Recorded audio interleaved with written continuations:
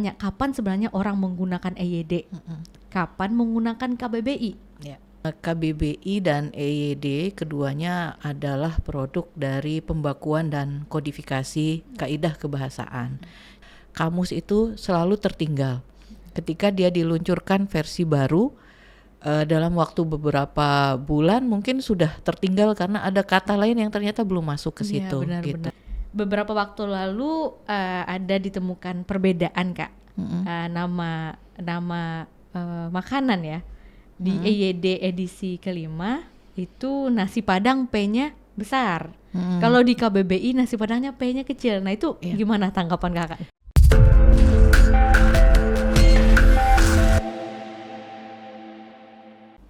Halo sahabat bahasa, selamat datang di kanal YouTube Badan Pengembangan dan Pembinaan Bahasa.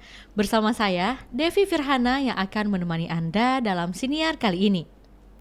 Sahabat bahasa, ejaan memiliki peran penting dalam berbahasa. Ejaan atau tata tulis mengatur bagaimana kita menuliskan kata-kata yang kita ucapkan. Jika dilihat dari sejarahnya, bahasa Indonesia mengalami beberapa kali revisi ejaan.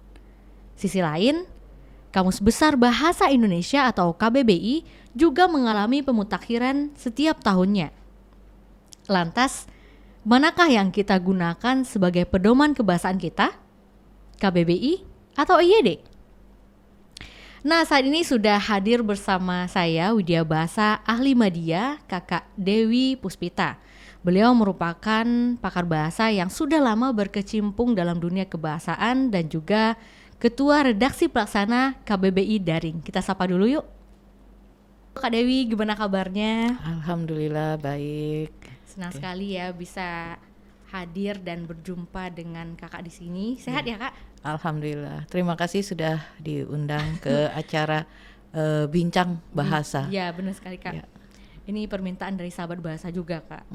Kak, berbicara tentang EYD dan KBBI, sebenarnya apa sih Kak? Kedua produk ini apa sih, EYD ini apa, KBBI ini apa, dan apa perbedaan spesifik dari kedua produk tersebut? Ya.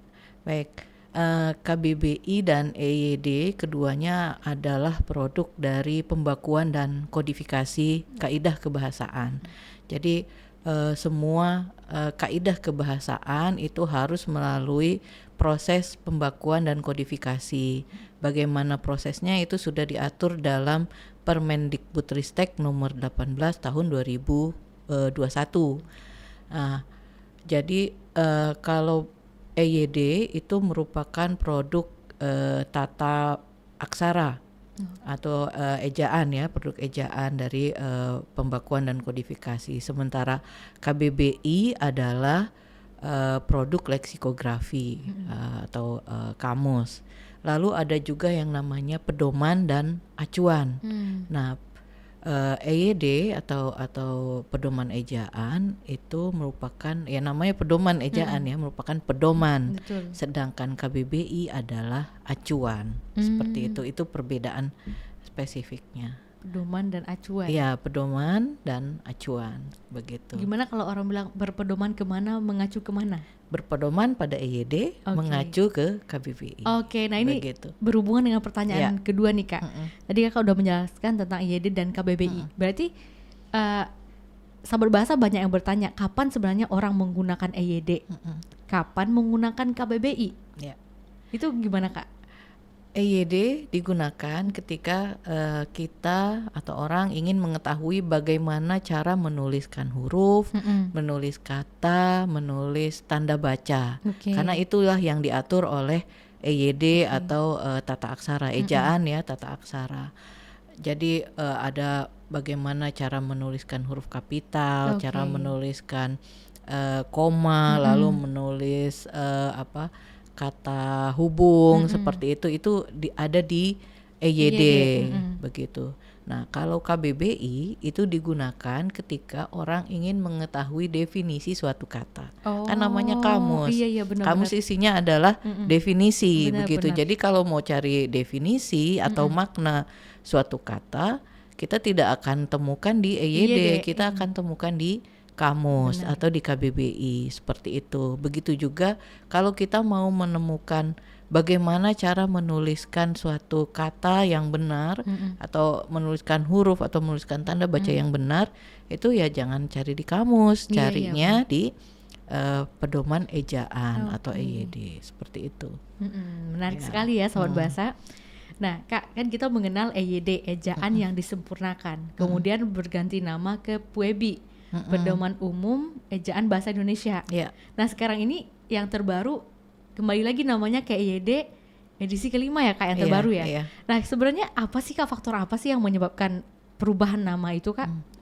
Menyebabkan perubahan nama atau menyebabkan revisinya? Dua-duanya. Baik. Kalau apa yang menyebabkan EYD atau pedoman ejaan lah ya kita sebutnya, pedoman ejaan direvisi, itu ada beberapa hal. Karena ya bahasa itu kan berkembang ya. Betul. Bahasa berkembang, lalu ada beberapa hal dalam kaidah kebahasaan itu yang dirasa sudah tidak sesuai lagi dengan perkembangan zaman, atau ada hal-hal yang baru yang belum ada dalam pedoman sebelumnya. Nah itu yang menyebabkan revisi pedoman. Benar. Dalam revisi itu ada penambahan, ada koreksi, juga ada pengurangan, terutama dalam contoh. Karena di EYD sebelumnya mungkin contohnya masih menggunakan misalnya yang berkenaan dengan nominal rupiah, itu masih Rp50 begitu. Padahal kan sekarang Rp50 sudah jarang sekali yang pakai, malah sudah tidak lagi digunakan. Nah itu yang diubah contohnya. Lalu kalau mengenai nama, mengapa dari EYD ke PUEBI, lalu balik lagi ke EYD, ya itu sebetulnya hanya ya pemberian judul saja sih sebetulnya kan. Ejaan yang disempurnakan berubah menjadi PUEBI. Sebetulnya di ejaan yang disempurnakan yang tahun 72 kalau nggak salah ya, itu juga ada di bawahnya Pedoman Umum Ejaan Bahasa Indonesia. Namanya ejaan yang disempurnakan, seperti itu. Nah pada masa PUEBI EYD-nya itu dihilangkan gitu, jadi langsung Pedoman Umum Ejaan Bahasa Indonesia. Nah kenapa dikembalikan lagi namanya menjadi EYD edisi 5?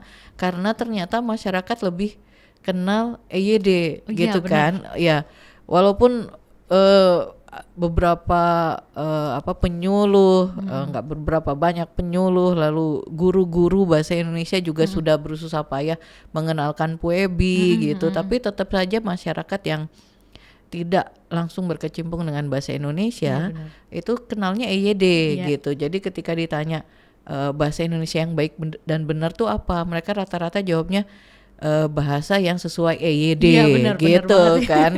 Padahal EYD itu ya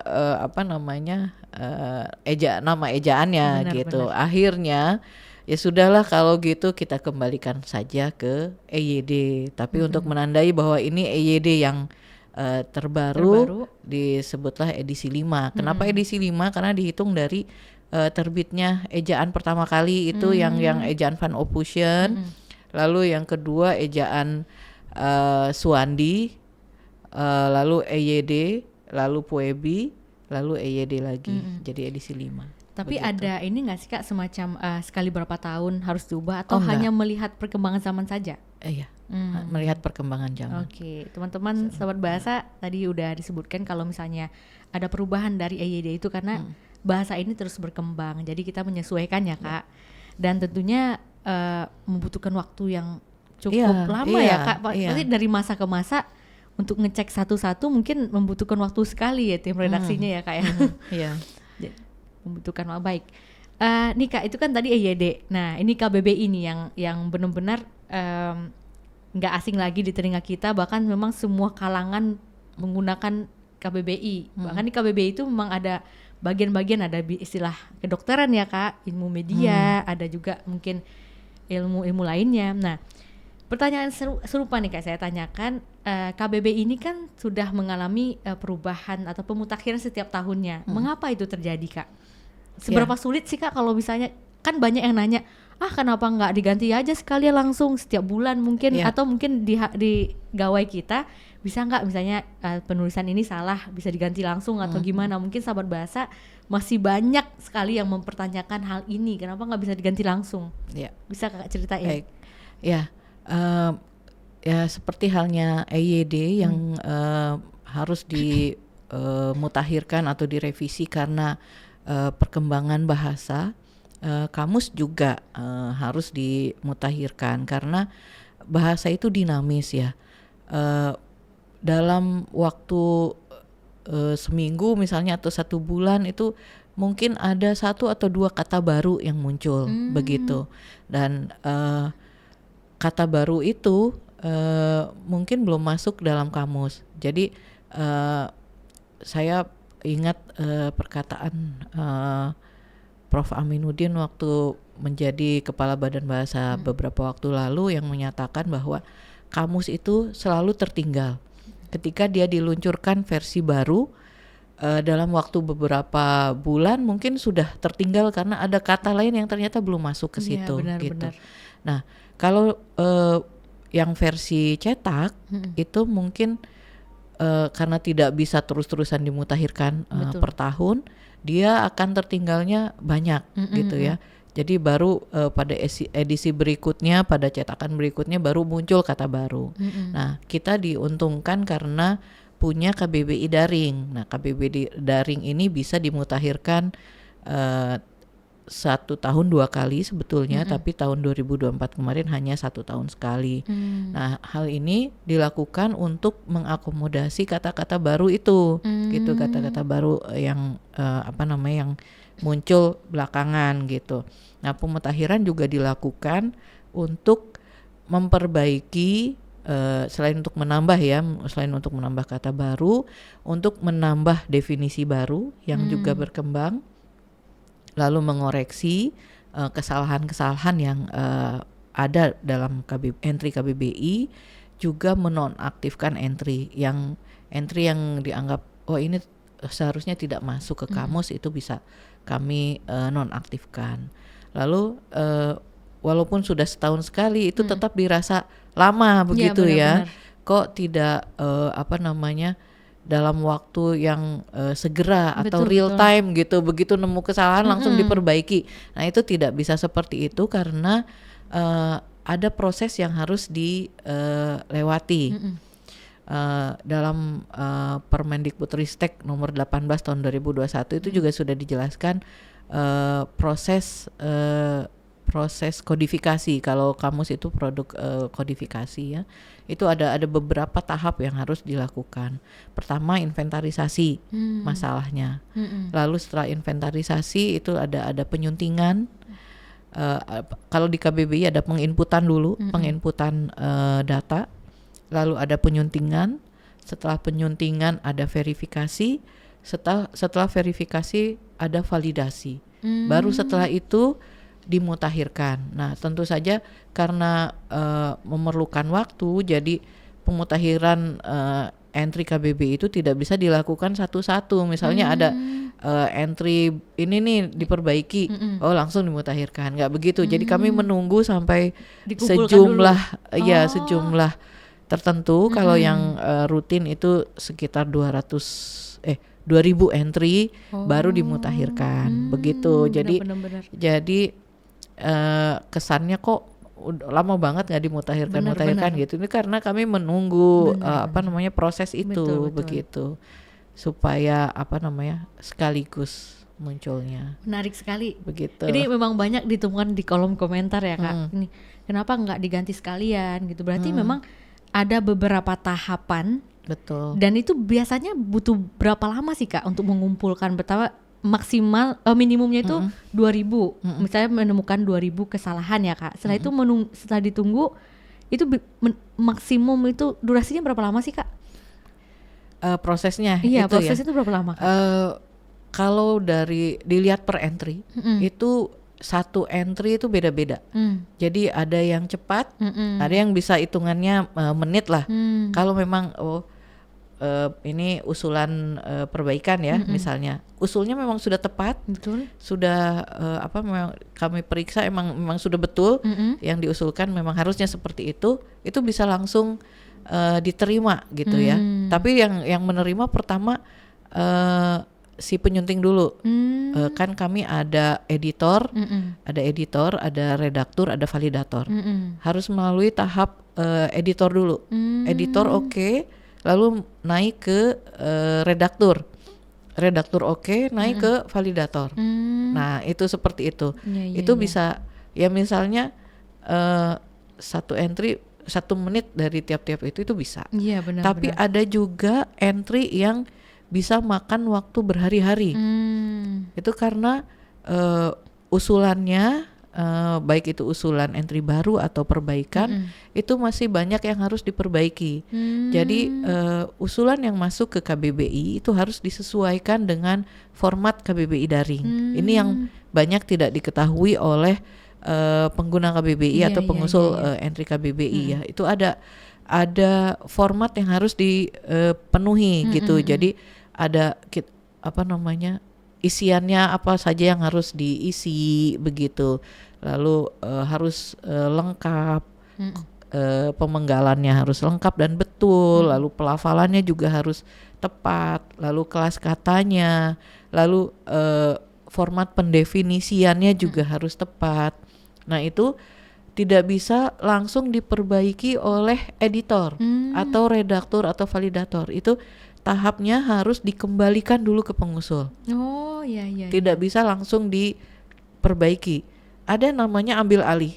Tapi kalau itu dilakukan, ambil alih itu dilakukan, nanti nama pengusulnya hilang. Jadi dianggap itu usulan si editor tadi. Iya. Dan itu tentunya tidak diinginkan karena kami juga menerima banyak protes dari pengusul yang usulannya diambil alih. Padahal kadang maksud dari editor yang mengambil alih ini supaya cepat, karena kesalahannya hanya kesalahan minor gitu. Benar-benar. Atau karena ketika dikembalikan itu si pengusul lama sekali memproses. Ada yang tidak lagi memproses gitu. Jadi hanya mengusulkan, ketika usulan dikembalikan tidak ada tanggapan, tidak ada respons. Itu sebabnya diambil alih. Itu makanya kenapa lama begitu, karena memang ada proses yang harus dilalui. Nah, ini menarik Kak, ini menarik banget nih. Berarti kalau misalnya untuk pemutakhiran KBBI ini tidak hanya prosesnya itu terjadi antara internal tim redaksi ya, berarti melibatkan masyarakat. Betul. Karena kosakata itu muncul dari masyarakat juga. Betul. Sementara kalau satu kosakata diganti langsung tuh nggak bisa, harus menunggu minimal 2000 entry, satu persatu dicek. Kalau misalnya ada kesalahan, kita konfirmasi lagi ke pengusur, yaitu masyarakat ya. Nah, karena banyak nih yang kenapa nggak diganti langsung, banyak yang mungkin masyarakat nggak tahu Kak, peran masyarakat terhadap KBBI. Salah satunya bisa mengusulkan ya Kak. Oke, baik. Di halaman depan KBBI itu sudah ada sudah dijelaskan ada fitur pengusulan gitu, dan ini memang sudah dimulai sejak KBBI daring diluncurkan. Itu ada fitur pengusulan. Yang diusulkan itu bukan hanya entry baru tapi juga perbaikan gitu. Ini yang berulang kali kami sarankan kepada pengguna KBBI. Jika menemukan kesalahan, baik itu kesalahan entry maupun kesalahan definisi, kesalahan makna, atau kesalahan apalah yang terlihat gitu ya, yang dianggap oh ini salah nih penyusun KBBI gitu, itu bisa langsung mengusulkan perbaikan. Langsung ada fitur di situ, usulkan atau buat perbaikan atau apa, saya lupa ya tapi ada di situ begitu. Jadi bisa menarik langsung. Sekali, menarik. Tapi ya usulannya itu juga tetap harus melalui proses yang tadi. Tidak bisa begitu diperbaiki langsung muncul gitu, itu nggak bisa gitu, harus ada proses yang dilalui. Luar biasa gitu. Luar biasa ya KBBI ini Kak. Tadi beberapa hal yang mungkin sahabat bahasa ketahui, KBBI itu kalau dimutakhirkan membutuhkan waktu yang cukup lama ya, karena menunggu nggak hanya satu kata bisa diganti, tetapi juga membutuhkan 2000 kata dulu, nggak bisa langsung ganti terus. Ya kurang lebih lah. Ya kurang lebih 2000 kata. Kemudian sahabat bahasa juga bisa mengusulkan entry baru atau juga bisa merevisi istilah atau kata yang mungkin istilahnya kata kurang cocok definisi, ya, definisi yang kurang cocok ya Kak. Iya. Nah ini menarik nih Kak. Beberapa waktu lalu ada ditemukan perbedaan Kak, nama makanan ya di EYD edisi kelima itu nasi Padang P-nya besar. Kalau di KBBI nasi Padangnya P-nya kecil. Nah itu gimana tanggapan Kakak? Iya. Baik ya, ini kami juga sudah cek perbedaan tersebut begitu. Lalu kami juga sudah lihat ini sejarah redaksinya itu bisa dilihat juga oleh bisa ditinjau pengguna. Iya, sejarah redaksinya bagaimana. Nah, nasi Padang ini ke KBBI masuk di tahun 2024. Oke. Saya bisa lihat redaksinya begitu ya. Nah, tahun 2024 atau tahun lalu itu adalah tahun ketika kami diberi target sangat besar ya, target penambahan entry sebanyak 80.000 untuk mencapai 200.000 entry KBBI. Nah dalam waktu 1 tahun. Nah pada saat itu beban kerjanya sangat banyak gitu. Jadi ada beberapa hal yang mungkin silap ya dari tim penyusun KBBI. Yang betul memang yang ada di EYD harusnya nasi Padang itu P-nya kapital gitu karena dia merupakan nama geografi begitu, nama asal dari nasi tersebut. Tapi di KBBI P-nya tertulis huruf kecil karena ya kesilapan penyusun gitu ya, baik dari pengusul lalu validator dan redaktur dan validator begitu. Dan ya kalau memang salah ya salah begitu ya, kami harus mengakui bahwa itu adalah kesalahan tim KBBI dan itu akan kami perbaiki. Kenapa akan? Perbaikannya sebetulnya sudah dari sekarang, tapi munculnya itu nanti baru akan ya mungkin di bulan April ya, April 2025 atau Oktober 2025 begitu. Jadi itu sudah sudah masuk ke redaksi begitu. Baik, berarti kalau memang sahabat bahasa menemukan kata yang definisinya kurang cocok, bisa diusulkan perbaikan ya Kak? Iya. Nah ini juga saya perlu jelaskan mungkin ya, bahwa berbuat salah itu fitrahnya manusia, ya kan?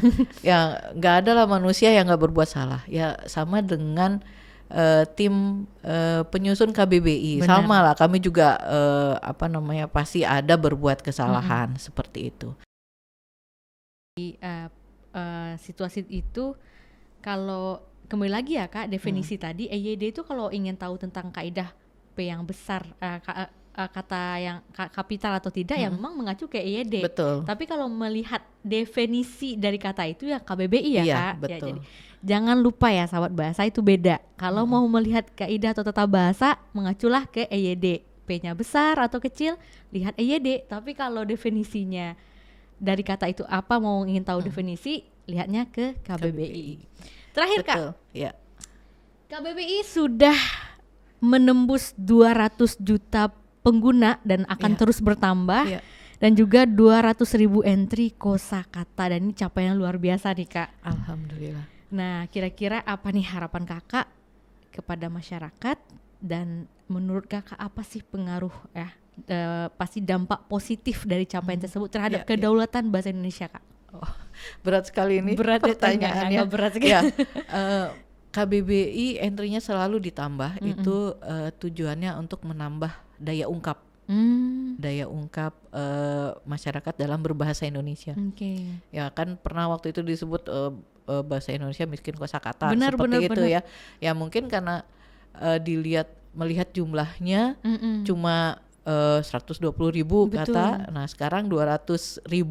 Itu juga kalau dibandingkan dengan kamus-kamus bahasa asing atau bahasa Inggris, bahasa Arab itu ya jauh ya, Iya, masih benar. jauh gitu.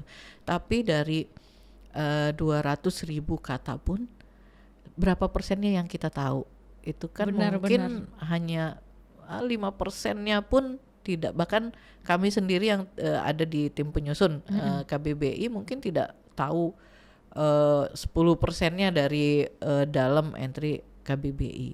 Nah, entry KBBI itu isinya bukan hanya bahasa Indonesia yang ya bahasa Indonesia sendiri kan orang masih memperdebatkan ada dari bahasa Melayu, dari bahasa mana. Benar, yang benar. mana yang bahasa asli, bahasa Indonesia itu yang mana? Itu Benar, kan benar. juga masih harus diperdebatkan. Nah, jadi isi dari KBBI dari 200.000 entry itu macam-macam. Ada yang dari bahasa Melayu, Melayunya pun Melayu dialek ya, dari Melayu Riau, Melayu Ambon, ada Melayu Papua, itu ada. Jadi dari bahasa daerah ada.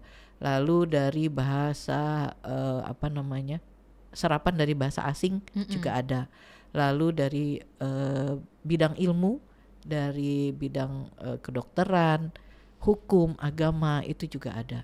Maksudnya apa? Untuk meningkatkan daya ungkap kita, untuk meningkatkan pemahaman kita akan suatu bidang tertentu gitu ya. Jadi ketika masuk ke bidang hukum, ada kata-kata yang kita tidak paham atau mungkin kita harus bicara mengenai topik itu di suatu tempat, itu bisa lihat KBBI, bisa lihat di kamus. Oh, kata ini maknanya ini. Oh, ternyata cara pemakaian kata ini begini, karena di KBBI juga ada contoh ya, ada contoh penggunaan kata itu dalam kalimat. Nah, itu yang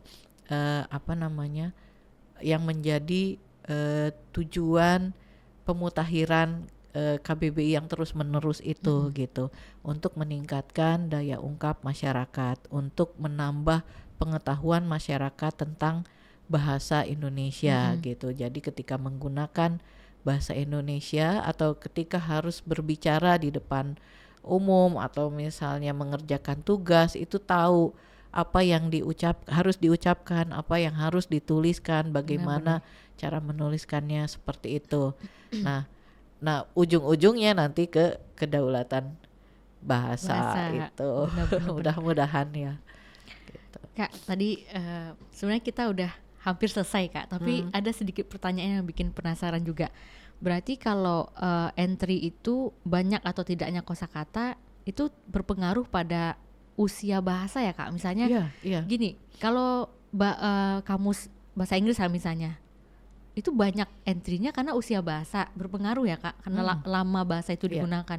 Yang kedua, bahasa Indonesia itu ternyata unik, teman-teman, unik karena dari yang Kak Dewi tadi sampaikan, kamus kita itu tidak hanya dari original bahasa Indonesia, tapi dari bahasa asing, 718 bahasa mungkin ada di kamus itu ya Kak? Ya, mungkin. Nah, jadi sebanyak itu mungkin beda cara mengumpulkan kosakata dengan kamus-kamus yang lain. Betul. Jadi harusnya kita bangga ya Kak dengan prosesnya seperti ini, kosakata jumlahnya segini, kita bangga karena itu sudah mencoba merangkum bahasa-bahasa daerah yang ada di Indonesia. Benar-benar.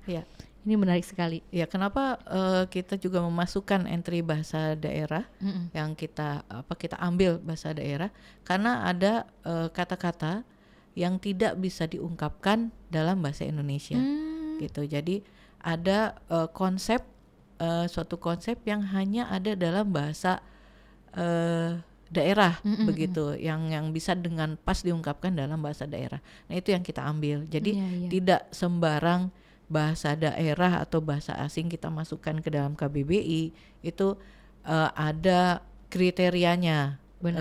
Kosakatanya itu bagaimana gitu, dia harus unik, dia harus mempunyai konsep yang unik, maksudnya yang tidak ada dalam kosakata bahasa Indonesia. Itu kita serap, kita ambil. Itu pun caranya beda-beda. Ini nanti beda lagi namanya. Iya, betul. Nah, ya, lalu berhubungan dengan usia bahasa itu juga ya. bahasa yang tertua itu kan bahasa Arab, bahasa Inggris, bahasa Jermanik gitu. Itu dari mulai zaman abad ke Benar-benar. abad pertengahan atau abad apa begitu ya, itunya pun ada Inggris tinggi, Inggris tua gitu loh, Inggris rendah. Nah, itu kosakatanya jadi sangat banyak gitu. Nah, kalau bahasa Indonesia kan baru tahun berapa? Bahasa Indonesia sendiri diproklamirkan tahun 1928. Iya, masih baru. Itu baru diproklamirkan tentang bahasa bahasa Indonesia, ya bahasa persatuan bahasa Indonesia. Lalu bahasa Indonesia yang bagaimana itu juga kan masih yang campur-campur gitu. Ya itulah. Jadi mulainya tuh baru dari situ gitu, starting pointnya. Usia bahasa. Udah usianya mungkin terbilang masih muda. Iya. Dia juga harus merangkul adik-adiknya ini, istilah bahasa daerah 718 bahasa daerah teman-teman. Itu nomor 2 terbanyak ya Kak di dunia ya. Indonesia ini. Oke, baik Kak Dewi. Ini menarik sekali sebenarnya, tapi kalau ada pertanyaan dari teman-teman nanti kita bisa bahas di sesi berikutnya. Terima kasih banyak Kak yang sudah sama-sama berbagi materi kali ini. Semoga bermanfaat untuk sahabat bahasa yang menyaksikan. Amin. Baik sahabat bahasa, sekian video kali ini. Jika sahabat bahasa suka, silahkan klik tombol suka atau berlangganan di kanal YouTube Badan Pengembangan dan Pembinaan Bahasa. Sahabat bahasa yang memiliki komentar juga bisa menuliskannya di kolom komentar. Itu saja ya Kak ya. Baik, terima kasih sahabat bahasa. Sampai jumpa. Terima kasih.